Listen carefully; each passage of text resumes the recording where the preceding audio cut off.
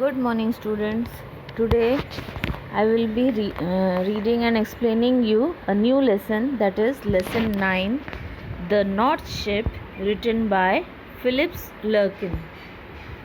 So all of you please take out your book and we will be reading and we will be explaining all this and you will be listening to it properly.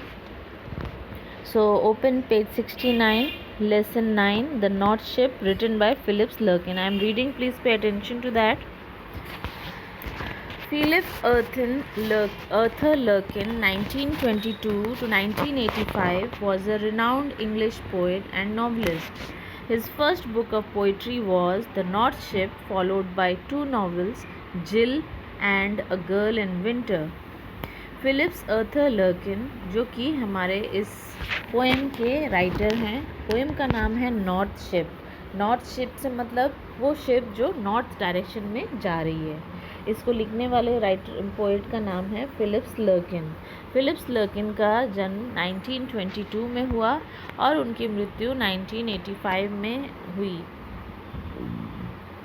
वो एक English के बहुत ही जाने माने poet थे, novelist थे और उनकी सबसे पहली किताब भी नॉर्थ शिप ही थी, जो कि फर्स्ट उन्होंने पोएम लिखी थी। और इसके साथ ही उन्होंने दो नॉवेल्स भी निकाले थे जिनके नाम थे जिल एंड दूसरा था a girl in winter. He came to prominence in 1955 with the publication of his second collection of poems.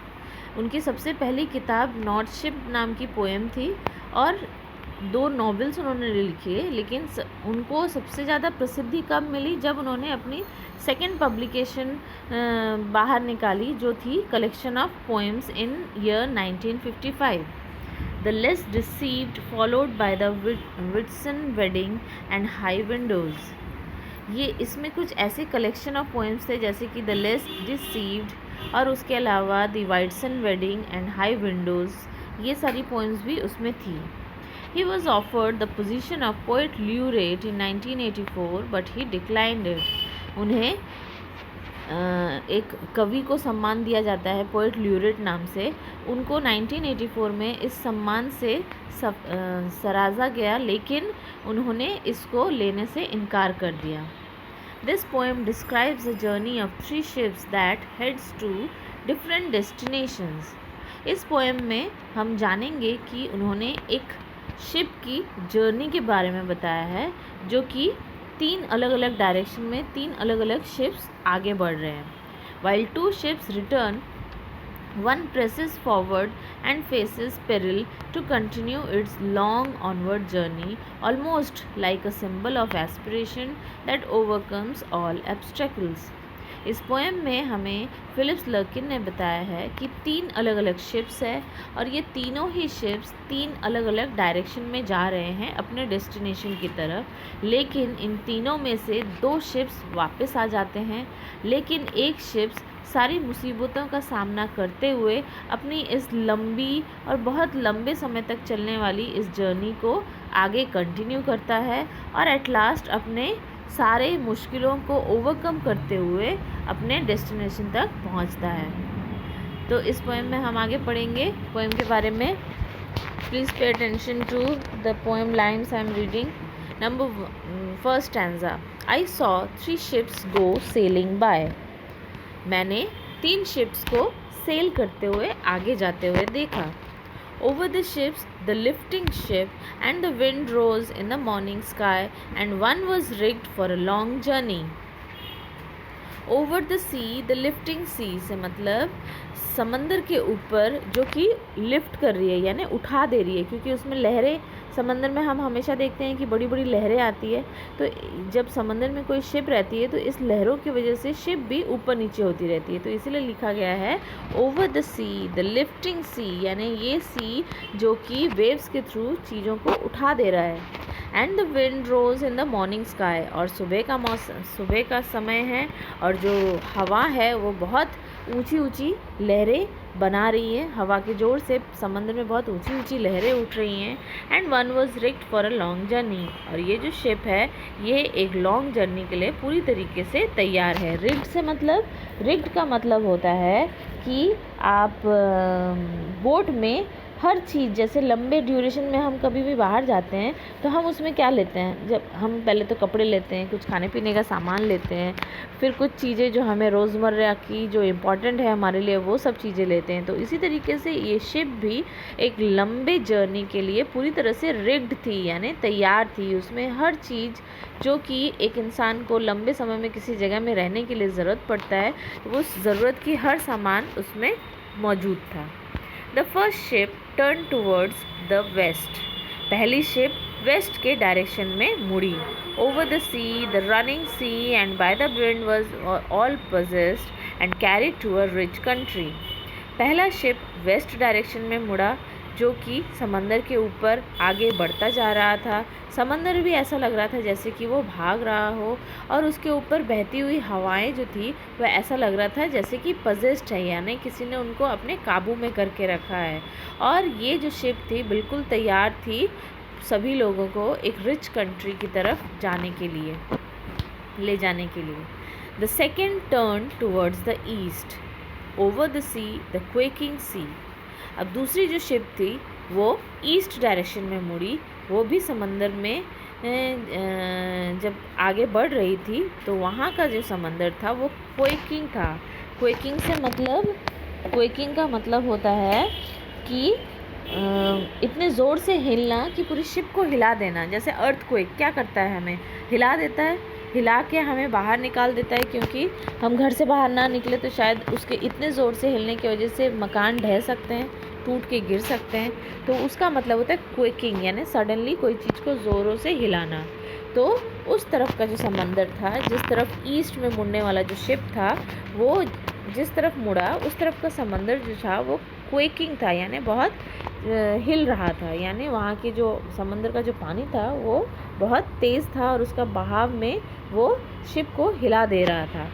And the wind haunted it like a beast to anchor in captivity. और ऐसा लग रहा था जैसे कि जो समंदर का जो पानी है वो हॉन्टेड हो गया है, यानी वो जानवर हो गया है, वो पिशाच हो गया है, और वो एक बीस्ट की तरह इस समंदर में से उस शिप को आगे बढ़ने नहीं देना चाह रहा है। इसलिए उसने इसको रोक के रखा है अपने इस हिलने की सडन एक्शन के वजह से। Next page 71। The third ship drove towards the north. अब बारी थी तीसरे शिप की। ये शिप बढ़ा नॉर्थ डायरेक्शन में। Over the sea, the darkening sea. जब ये शिप आगे बढ़ा तो ये समंदर के ऊपर जैसे जैसे आगे बढ़ रहा था, इसने क्या देखा कि उस तरफ यानी नॉर्थ के डायरेक्शन में जो समंदर था वो डार्कनिंग सी था, यानी बिल्कुल डार्क था, यानी अंधेरे में गुम हो गया था, ऐसा समंदर था। But no breath of wind came forth. और इस तरफ हवा की बिल्कुल भी कोई नामो निशान नहीं था। And the decks shone frostily. और जो डेक था यानी जिसके थ्रू आप सपोर्ट लेके समंदर में जो शिप है उसके ऊपर जाते हैं उसे डेक कहा जाता है। और जो डेक था वो चमक रहा था। The northern sky rose high and black. और नॉर्थ की तरफ का जो स्काई था वो बहुत ऊंचा और बहुत काला दिख रहा था। Over the proud unfruitful sea, east and west the ship came back happily और अनहैप्पीली। अब इस अनफ्रूटफुल सी से मतलब वो समंदर जो आपको अनफ्रूटफुल है। अनफ्रूटफुल यानी जो फल नहीं देता है। अब यहाँ पे अनफ्रूटफुल सी कैसे, सी तो हमें कोई फल नहीं देता, लेकिन यहाँ पे अनफ्रूटफुल सी से मतलब है कि सी जो है उसने इन दोनों शिप्स को इतना परेशान किया कि वो लोग को उधर जो जाने का जो एक फल था वो चीज़ उनको नहीं मिला, क्योंकि समंदर उनके साथ नहीं था। समंदर ने उनका साथ नहीं दिया और इसीलिए उन्हें अपनी जर्नी बीच में ही छोड़ के वापस आनी पड़ी। और इस वजह से वो बहुत ही, कोई खुश था तो कोई दुखी था। But the third went wide and far into an unforgiving sea. लेकिन तीसरा शिप जो नॉर्थ डायरेक्शन में गया था वो बिल्कुल आगे बढ़ता गया और उस तरफ का समंदर भी अनफॉरगिविंग था, यानी माफ़ करने वाला नहीं था। उसने भी उस शिप को रोकने के लिए बहुत सारे अड़ंगे उसके रास्ते में ढाए, फायर स्पिलिंग स्टार, यानी जो स्टार था वो ऐसा लग रहा था जैसे आग बरसा रहा हो, but it was rigged for a long journey, लेकिन ये शिप भी बाकी दोनों शिप की तरह लॉन्ग जर्नी के लिए बिल्कुल तैयार थे। लेकिन इसके तरफ का जो समंदर था इसने उसका साथ नहीं दिया, लेकिन फिर भी ये शिप आगे बढ़ता गया, इसने हार नहीं मानी और एट लास्ट ये अपने जो भी उसका डेस्टिनेशन था वहाँ पर वो पहुँच गया। तो इस तरीके से ये पोएम ख़त्म होता है। चलो अब इसके एक्सरसाइजेस देख लेते हैं। वर्ड नेस्ट जो है वो आप लोग अपनी कॉपी में उतार लेंगे। चलो पेज नंबर आ जाओ, पेज नंबर 7 में एक्सरसाइज 1। तो एक्सरसाइज 1 में आपको choose take the correct answer from the given alternatives. 4 में से एक को करेक्ट जो है उसे हमें टिक मार्क करना है। पहला क्वेश्चन है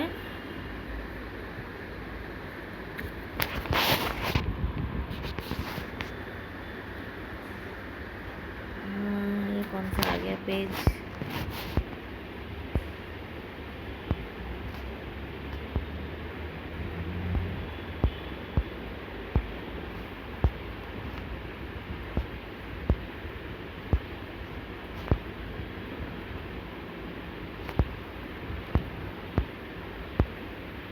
ओ सॉरी, आप लोगों का थोड़ा सा ये गलत हो गया है। मैंने एक चैप्टर का क्वेश्चन दूसरे चैप्टर में ऐड कर दिया है। चलो कोई नहीं, यहीं पे मैं अपना वीडियो स्टॉप कर रही हूँ। आपको चैप्टर तो एक्सप्लेन कर दिया है, इसके क्वेश्चंस मैं और एक वीडियो अभी जस्ट थोड़ी देर में फिर से मैं आपको दूंगी, उसमें आपको इसके क्वेश्चन आंसर मिल जाएंगे। गलती से मैंने चैप्टर 8 के क्वेश्चन आंसर जो है वो इस चैप्टर में ऐड कर दिए हैं। तो ठीक है, आज के लिए इतना ही। नेक्स्ट फिर मैं वापस से एक और वीडियो देती हूँ जिसमें उसका बाकी का एक्सरसाइज और जो दूसरा एक्सप्लेनेशन है वो होगा। तो okay, bye, have a nice day.